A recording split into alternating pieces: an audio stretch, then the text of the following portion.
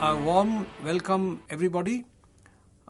In this session, we will discuss the political ideas of a very famous, but at the same time quite a difficult figure. His name is Georg Wilhelm Friedrich Hegel. His period is from 1770 to 1831. Unlike many other political theorists or philosophers, as I have already mentioned, Hegel is a very difficult thinker. Difficult thinker for the reason that while in the case of many other political theorists or political philosophers, well, we consider them generally with reference to their political ideas. Say, for example, when we talk about Hobbes or when we talk about Locke, or say we discuss the political ideas of Rousseau, or say Aristotle, we very clearly come across their statements, their viewpoints, their ideas concerning different aspects of politics. But in the case of Hegel, the difficulty is that he essentially was a philosopher. And not only just a philosopher, he was a kind of, say, intellectual giant. And so he wrote philosophically, he thought philosophically, his ideas are extremely abstract, but he also had very distinct political viewpoints, he had very distinct political ideas, he had developed a very distinct political theory. And so the problem concerning Hegel is this, that although we are characterizing him and we are discussing him as a political theorist, but in order to understand his political ideas, what is first necessary is to have a comprehensive understanding of his methodology, because it is his very unique methodology which he introduced in the history of ideas, which made him not only very famous, but which also enabled him to gain a position of great importance so far as the history of political ideas, the domain of Western political thought is concerned. So in this episode, we will primarily focus on the methodology of Hegel, the methodology, the uniqueness of his method. Now, in order to have a proper comprehensive understanding of what is so unique, what is so innovative about his method, we have to keep in mind two very important things. The first point is that unlike other political theories, and as students of political science, perhaps all of you know that whenever we talk about modern political ideas, say we refer to the concept of justice, the concept of equality, the concept of freedom, the concept of democracy, all of you will agree that they are very broadly speaking embedded in the liberal political tradition. They, broadly speaking, are products of liberal political thinking. And liberalism's central focus is on the individual. Its starting point is the individual as a free, autonomous being, as a moral being, as a political being, as a social being. So, liberalism's starting point is, or liberalism's takeoff point is the individual as individual, the individual qua individual. Hegel's point of departure is completely different. Hegel's point of departure is that first comes the whole, first comes the collective, then comes the individual. That is, in the typical liberal understanding, the individual is the starting point. Individual is primary. In Hegel's understanding, individual is secondary. And before we consider the individual, we have to contextualize the individual. We have to locate the individual. We have to situate the individual in a larger context. And that larger context for Hegel is the idea of the whole, the idea of the absolute. Only with reference to something larger than individual, we have to understand the meaning of the individual. Not that individual is unimportant in Hegel, but the individual emerges in Hegel only with reference to something larger, something superior, something higher than the individual. Now, where from Hegel, or why is it that Hegel developed this kind of outlook? To understand this point, we have to very briefly very briefly grasp the point that it is Hegel's association with ancient Greek philosophy. In fact, Hegel was a great admirer of Greek philosophy, Greek thought. It is Greek understanding, and very specifically, it is Aristotelian understanding, which largely went into the making of Hegel's method. Now, what is that Aristotelian understanding? The Aristotelian understanding, or the meaning of Aristotelian understanding, can be summed up in the form of one very famous proposition of Aristotle. That is, the state is prior to the individual. State means the collective, the larger political collective. Only with reference to that political collective, you can understand the individual. The individual becomes meaningful, the individual develops, individual is able to develop himself only with reference to this larger collective, the state or the polis, as you know. That was the idea, that was how the ancient Greek city-state, the small city-states were described. So this was the typical Aristotelian understanding.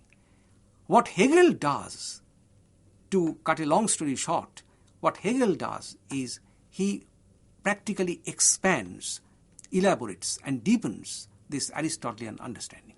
But what Hegel does is, Hegel, in order to accomplish this objective, he introduces a new methodology, and that methodology he introduces in a very abstract philosophical framework. So I will now very broadly try to identify and very briefly summarize the way Hegel does it. And that gives you the clue to the understanding of Hegel's method. Now, what is the starting point of Hegel? The starting point is something which apparently is a bit incomprehensible to us. Because, as I said, Hegel was by training a philosopher, so he looked at everything very philosophically, very abstractly. Hegel's starting point, or one can say Hegel's concern was this: how is it possible for the whole, for the absolute, for the infinite? And please remember, this is the starting point of Hegel. This is the point of departure for Hegel. This is the big question with which Hegel starts his discussion. Now, as I was saying, Hegel's starting point is this: that how is it possible for the absolute, for the whole, for the infinite? Hegel calls it sometimes spirit, Hegel calls it sometimes the unconscious, like this. Now, how is it possible for this abstract, sometimes he calls it idea. So how is it possible for the spirit, for the absolute, for the idea to understand that it is absolute, that it is infinite, that its power is limitless? So I want to understand that I am absolute. I want to realize that I am absolute. I want to realize my potentiality. So this is Hegel's central question. In order to do this, now Hegel introduces the method. The method is like this. Hegel says that, say, I give you one very simple example. Say, if I want to understand that, or if I wish to identify an object as something which, the color of which is black. Now, how can you say, or how can you affirm that it is black? You can call it black only when you know what is not black. Because if you know only one color in your life, that is black or white, you cannot identify other colors, and you cannot identify that color also as black or white. So in order to understand that it is black or it is white or it is red, you must know what it is not. That is, you must understand black only with reference to what is not black. Only when you know what is not black, you can distinguish black from non-black. And then you can identify something that, well, this is black. Now, what is the relation between black and non-black, between red and non-red? It is a relation of opposition. It is a relation of conflict. This is the starting point of Hegel's method. Now, Hegel says, in order to understand that I am absolute, or in order to comprehend, in order to realize that I am absolute, I am infinite, I have to situate myself in a framework where I locate myself with reference to what I am not. Therefore, in order to realize that I am absolute, in order to realize that I am infinite, I have to, first of all, imagine something which is not infinite, which is not absolute. In other words, I have to imagine what is finite, what is limited, what in fact I am not.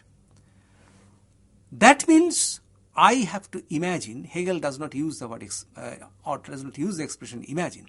What Hegel says, in order to do this exercise, what the absolute is supposed to do is this.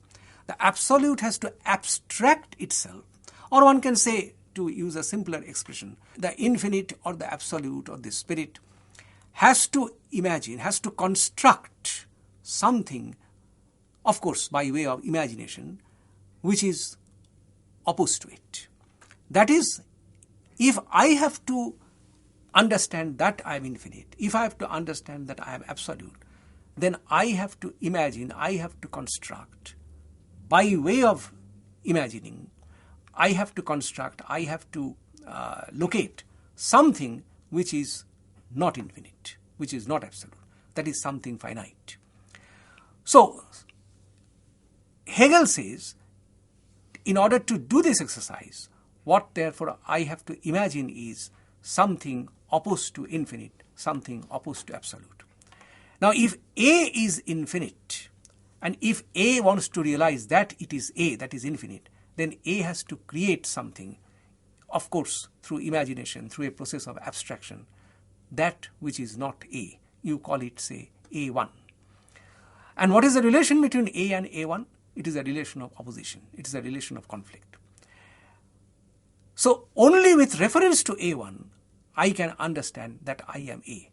But the problem is that since I am trying to understand, I am trying to explore the point that I am infinite, I am absolute. So I cannot stop simply by constructing A1. So immediately thereafter, I have to create another object. So I transcend A1. I am not happy, I am not satisfied with the construction of A1. So what I do is I overcome A1. Because I am infinite, I am not satisfied with the creation or with the abstraction of just one finite object. And therefore, what I have to do is I create A1, and immediately thereafter I transcend A1. I create another object, that is A2. But I am not happy with A2 either. So I create another A3. Now, A2 therefore is a supersession of A1. A3 is a supersession of A2. So this is how things work. Now, what actually are A1, A2, A3? What are they actually? For Hegel, this is the totality of, or these are the different segments or different elements of what we know or what we characterize as the objective world. The world as we see it. The world as we see it means everything. Everything that we come across, everything that we experience, everything that we see, everything that we observe. That means, say, man, nature, history, civilization, culture, everything is a product of the unfolding of this process, or one can put it like this, it is the unfolding of the absolute, the process of unfolding of the absolute. The absolute, in order to realize that it is absolute, the infinite, the spirit, in order to realize that it is infinite, it goes on creating and overcoming, creating and transcending. different objects. And these different objects, as I said, they range from man to nature to society, history, civilization, culture, everything. So this is how, for Hegel, the entire objective world is a product of, or it is a result of, or it is a manifestation of what Hegel describes the infinite, the absolute, the spirit as the subject. So the object is the result of or manifestation of the unfolding of the subject. And the subject, therefore, realizes its own subjectivity with reference to the creation of an infinite process of construction of different objects or objective world. So subject and the object, and this is the unique thing about Hegel. In our standard understanding, we always separate the subject from the object. We believe object as something opposed to the subject. We consider object as something which is different from the subject. But for Hegel, you can understand, there is a unique relationship between the subject and the object. The object is an expression of the subject. The subject, in order to realize its own subjectivity, it comes out with the creation of object. Again, if we look at it from another angle, then the subject is also dependent on the object. Because the object actually, if the object is not there, if objectivity is not there, if the objects are not created, if A1, A2, A3, A4, these are not created, then A also cannot understand that it is A.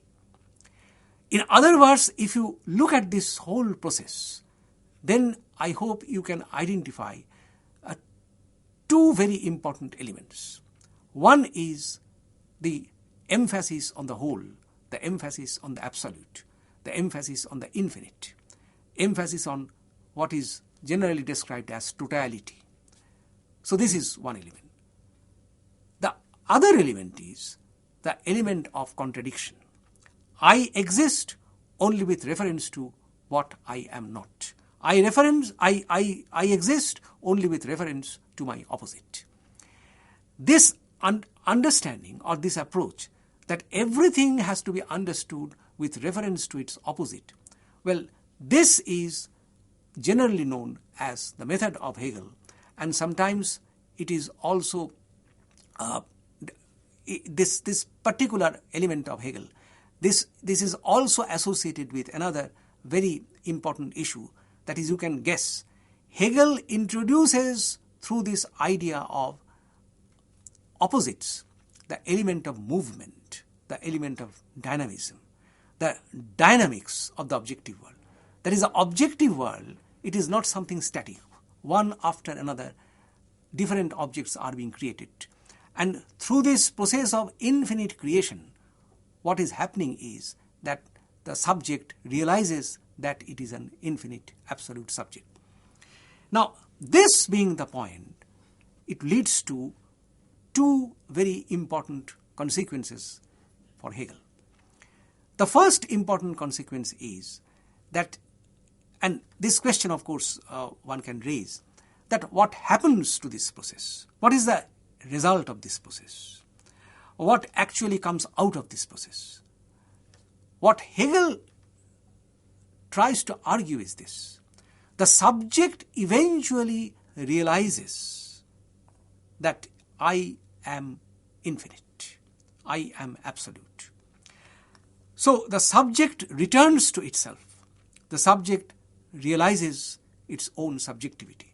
Subject ultimately reaches the point where the subject can very convincingly say that yes, I now understand through the creation of, through the unfolding of my own self, through the unfolding of my power of creation, that I am absolute, I am infinite.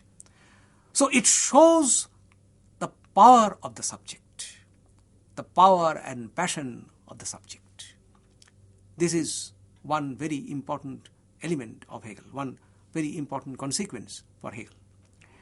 And the whole idea, you can understand, centers around this concept of the whole, the concept of totality. And you can understand that in this process, and this is now the second consequence of Hegel, In this process, obviously one can ask, what happens to the individual? Yes, the individual is there. In fact, in Hegel's understanding, the argument is something like this.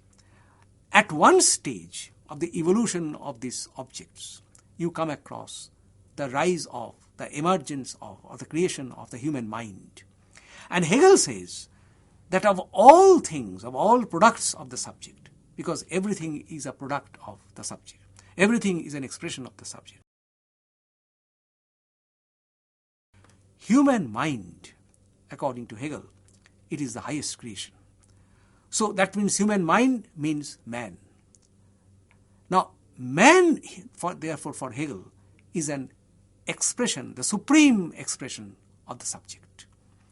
That is, man is there in Hegel, but man embodies in himself the power of the infinite, the power of infinite creativity.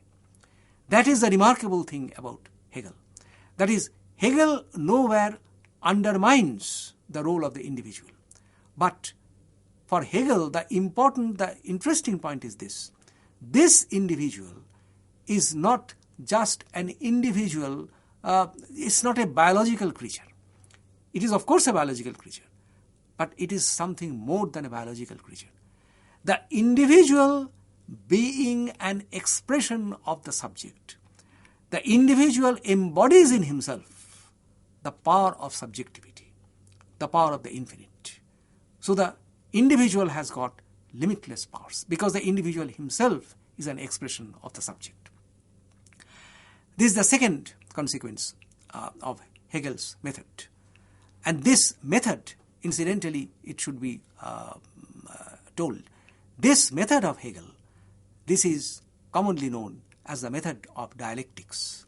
That is, you understand everything in terms of totality, and the totality has to be understood with reference to how the totality manifests itself with reference to a set of contradictions. So, this is how we describe Hegel's method. Another very important consequence of Hegel's methodology is this, that in Hegel, and this is something unusual, this never happened before Hegel, that is, what he does is, he actually synthesizes, he harmonizes, he reconciles the subject and the object. Sometimes it is called unity of opposites. This is also the essence of dialectics. Unity of opposites, why?